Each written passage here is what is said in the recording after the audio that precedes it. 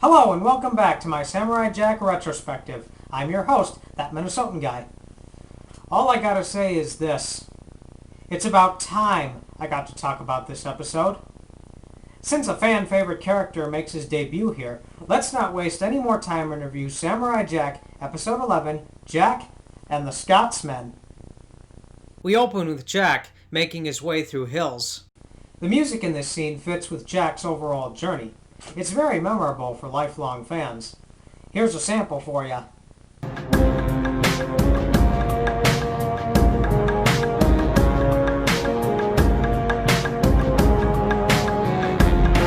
It's here where we see the next obstacle for Jack.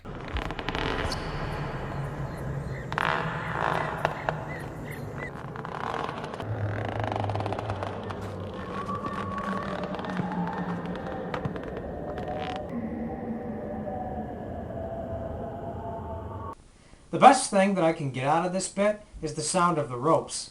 It creates a sense of fear for me. The reason for this is because although the structure and bridge looks sturdy, you never know when it could fall apart. The narrow bridge is uneasy to look at because it gives off a sense of claustrophobia. I'd even say it adds to a fear of heights.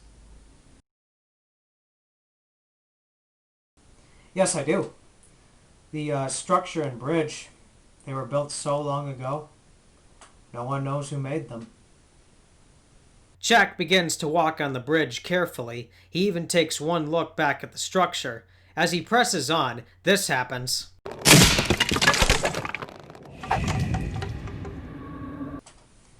Being light as a feather won't save you here. After two impressive shots of the bridge, Jack decides to rest for the night.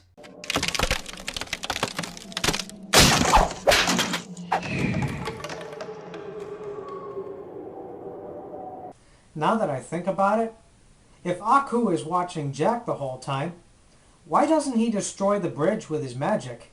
There's no way Jack would survive that fall. The next morning, Jack hears something in the distance.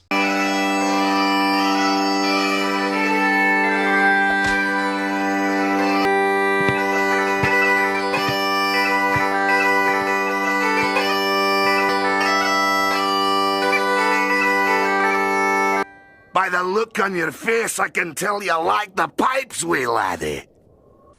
What? Of course I like the pipes. Although they are loud, the sound is very soothing to the ears. Now for those who are unaware, this is the legendary Scotsman, voiced by the great John DiMaggio. Jack asks the Scotsman if he is close to the end of the bridge, but the Scotsman says that he's been traveling on the bridge for days. Do you want to know why the Scotsman is a fan favorite? Well, I could tell you. But I think these clips will explain everything for you. Excuse me. What do you expect me to do? Just stand aside. And risk falling over the side for a perfect stranger? You stand aside. Need more proof? I'll give you more as we go on. The Scotsman states that Jack has to beat him in combat to continue his way, even hurling out insults such as these. I carry me haggis in a basket. You might even make me shiver if you weren't dressed in a nightgown. You look like my nanny. After showing off his sword, the Scotsman says probably the best insult of all time. What do you think of that, Mr. Pajama-wearing, basket-faced, slipper-wielding, Clyde-Street-buckle, gather up and blade maw-bleedering gomerel, Jesse off-looking stoner, near blookish milk-drinking, soy-faced, show-pit, min-moved, snivelling worm-eyed, hootin' block, vile, stooging, calibrate tatty. Can you think of anything better than that? What happens next is quite humorous, really.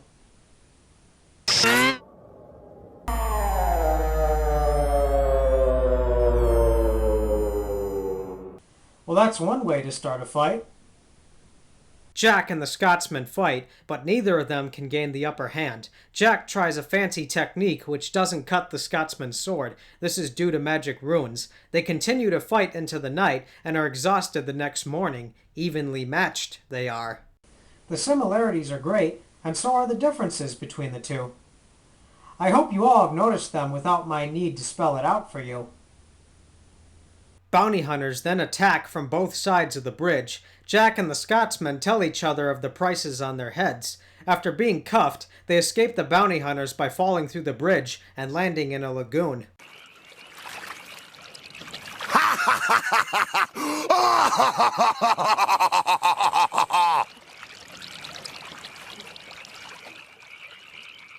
Shut it! After all these years, that joke is still funny.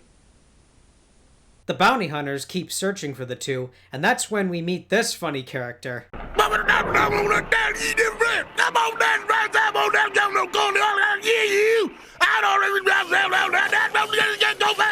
Hey, yo, what, man? I tell you what now, you got them dang old business, and you gotta get them dang old, find the samurai, you gotta get them dang old Scotsmen, you know what I'm saying, man?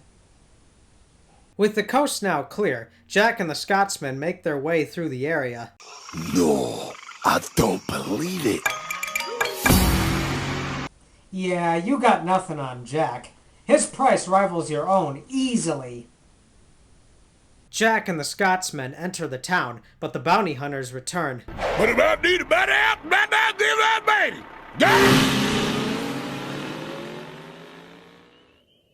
You know, why is it that the pig sheriff never ceases to be funny? The bounty hunters find Jack and the Scotsman. Bang, bang, bang, bang, bang, bang! Jack and the Scotsman draw swords, but can't move well with their bonds. The arrow relies on the bow relies on the arrow, but they are not tied together. That's the best dialogue I've heard so far. Aside from the Scotsman's insults, as well as the pig sheriff's incoherent babbling.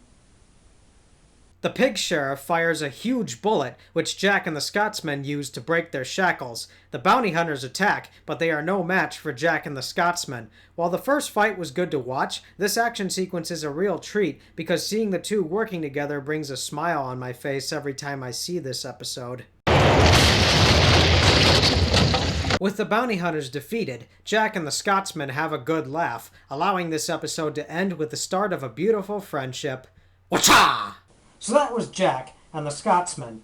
There's not really a whole lot I can say about this episode that other fans haven't already touched on. It's good, and I did enjoy the music as well as the action sequences. I can definitely see why the Scotsman is a fan favorite, but I don't believe this is the best of the episodes featuring him. But don't worry, we'll get to that eventually. Join me next time when I review episode 12. Now just remember, folks, I don't do this show for praise, recognition, approval, or anything like that. I do it because I want to.